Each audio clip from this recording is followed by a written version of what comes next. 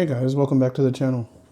Today I had a little bit of a different thing than I've been doing. We're going to kind of delve into the Chinese 151 set and take a look at it. I know that regular old English 151 is pretty difficult to get, and the prices on Japanese 151 have gone up. So now we're kind of at a point where I don't want to say like, oh, we're fiending for 151 and we got to open whatever, but I did want to try to take a look at maybe getting into the Chinese game. I know some, like, that's just part of my business model. Like if I wanted to start getting sets, you know, and maybe start selling some of these boxes and stuff as product instead of just selling slabs. You know, eventually I'd have to find a distributor and all that other jazz. And yeah, you know, I don't mind Japanese Pokemon, but it's really expensive right now. And I've done my research on Chinese, Simplified Chinese specifically. I've alluded to it in some of my videos. I've, you know, told you guys the Gengar before that I've had. You know, I picked it up. This is a Simplified Chinese. I pointed it out before as well. I don't know if you can make it out down here, right there. There's a Pokemon stamp. And that's how you tell if a Simplified Chinese card is authentic or not. I'm sure you guys have probably seen some stuff on these packs. I think they're doing like a staggered release. And the complete set, I think it's going to be released in 4. Each variant, each comes with its own SAR. I think this one is the Jumping Pikachu, so that's the one we're on the lookout for today. I'm not sure exactly how much it's selling for right now, but I know it's quite a bit. Other than that, we're looking for Master Balls, Pokeballs, you know, the general thing. I kind of do like the Pokeball and Master Ball pattern on these Chinese packs.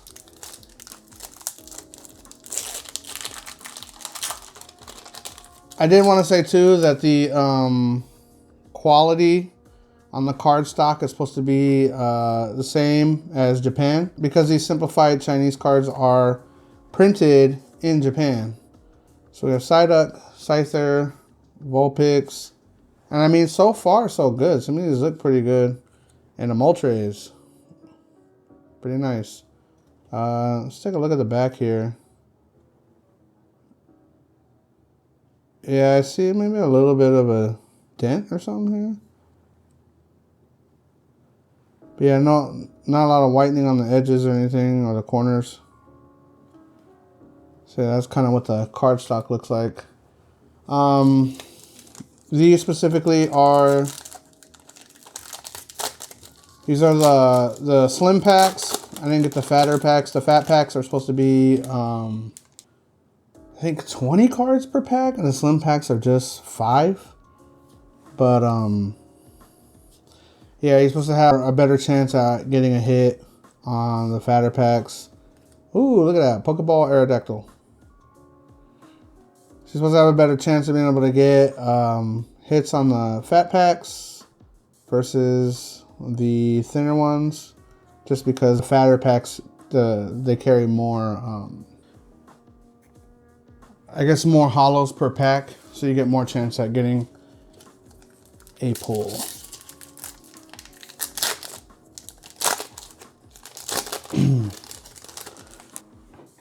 I will say these packs are not as easy to open as some of the TCG product. Ooh. Here we go. Charizard. I mean, it's a regular EX. I think they call these well, double rares. But yeah, you got the RR down there. Yeah, I love that star pattern. Looks pretty good.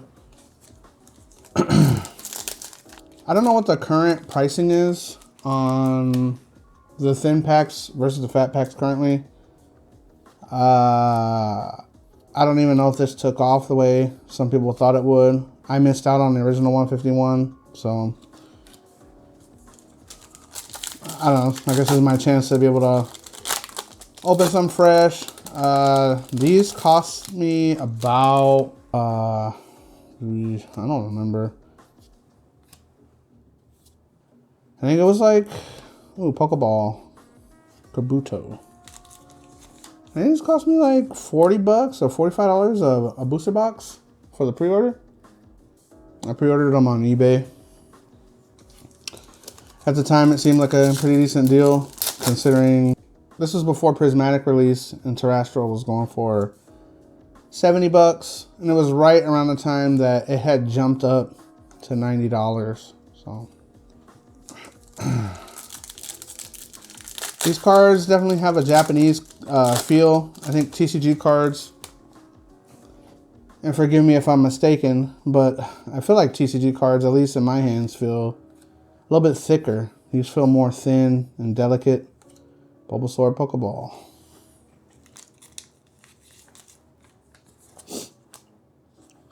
But they don't, again, they don't feel flimsy or anything like that. They just feel lighter. And obviously, like,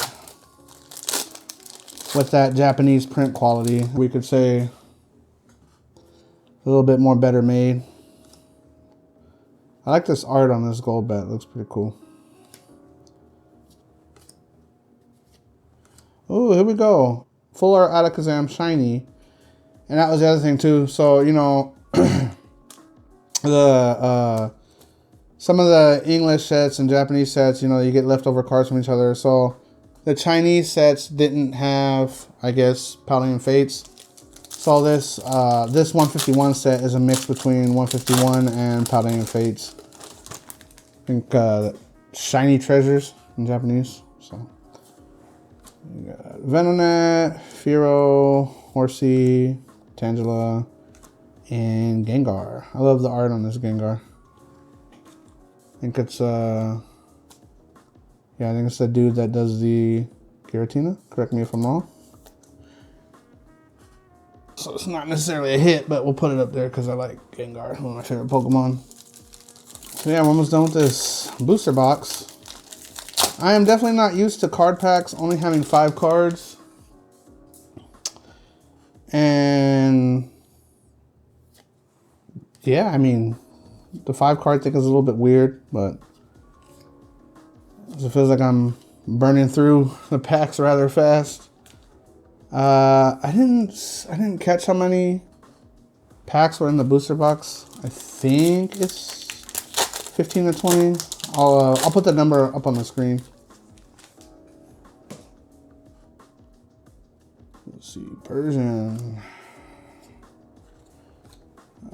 Tentacruel, and the Pokeball, Cloyster. I haven't looked at the pricing for some of this stuff. I just know the Pikachu is worth money. I know Chinese really hasn't taken off. I mean, it's a little bit of a shame just because I know the card stock is very good on it, at least for Simplified Chinese. And hopefully over time, you know, it will take off because some of the exclusives actually look pretty cool. And I'm really looking forward to the part of the set where it has the Gengar and the Pikachu.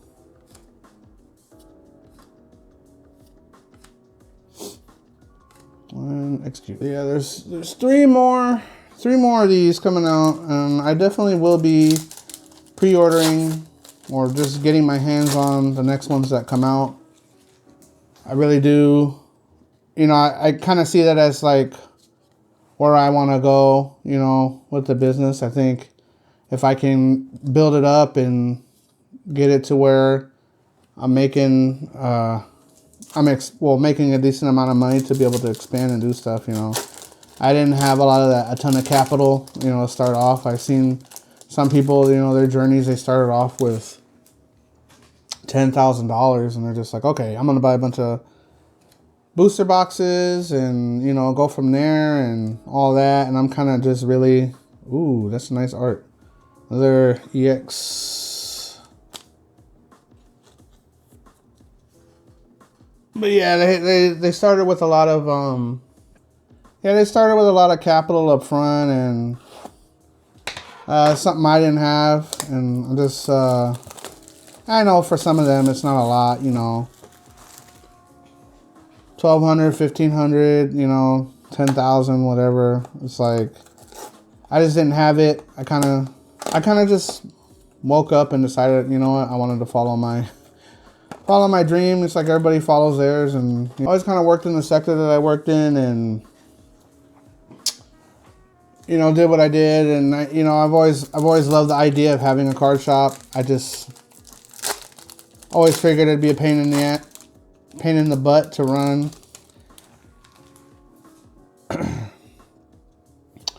I figured there'd be huge upfront costs.